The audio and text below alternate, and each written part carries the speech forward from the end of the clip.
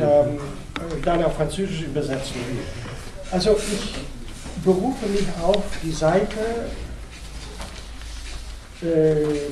also wo Sie Chantal Mouffe zitiert haben. Also das ist die erste Frage, also die wichtigste Frage für mich. Das heißt, was für Sie ist die genaue Stelle der Politik? Bei Marx war das nicht ganz deutlich, wenn ich das so sagen darf, würde ich sagen, dass das bei Marx ein bisschen unterentwickelt geblieben ist. Das heißt, dass Politik wird immer durch die Ökonomie als Ideologie verstanden.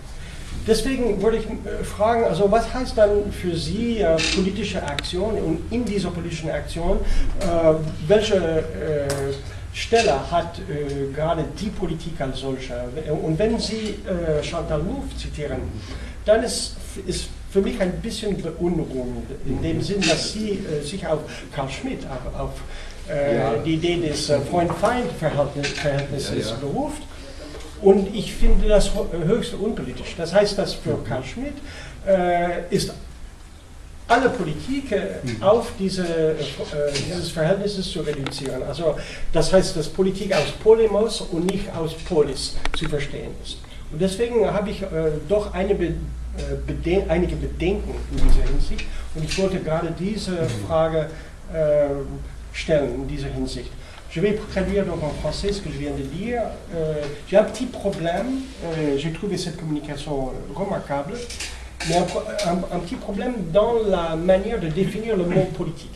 C'est-à-dire que, vous savez, chez Marx, et ça serait un peu la critique fondamentale que je ferais à l'égard de la philosophie marxiste, un peu dans la perspective d'ailleurs de Hannah Arendt, en disant que pour Marx, toute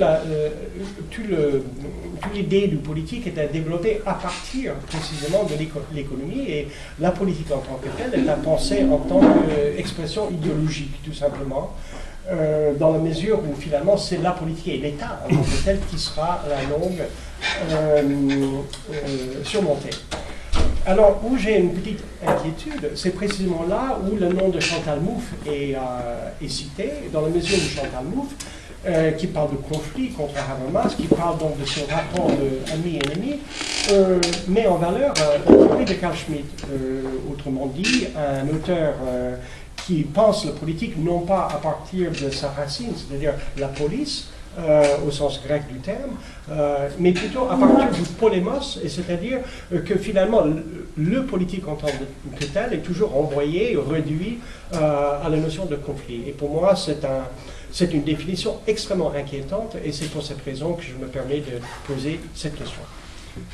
Zur ersten Frage, die Stelle der Politik bei Marx, Politik gleich Ideologie, das verstehe ich jetzt so, dass Sie meinen Politik als ein Phänomen, wenn man so will, im Überbau.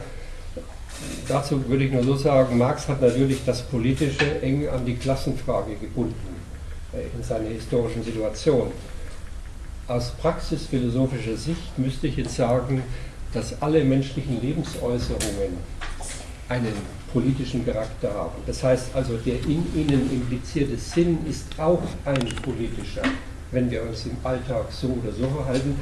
Also praxisphilosophisch geht es nicht nur um die Politik in einem organisierten oder parlamentarisch oder klassenmäßig organisierten Sinn,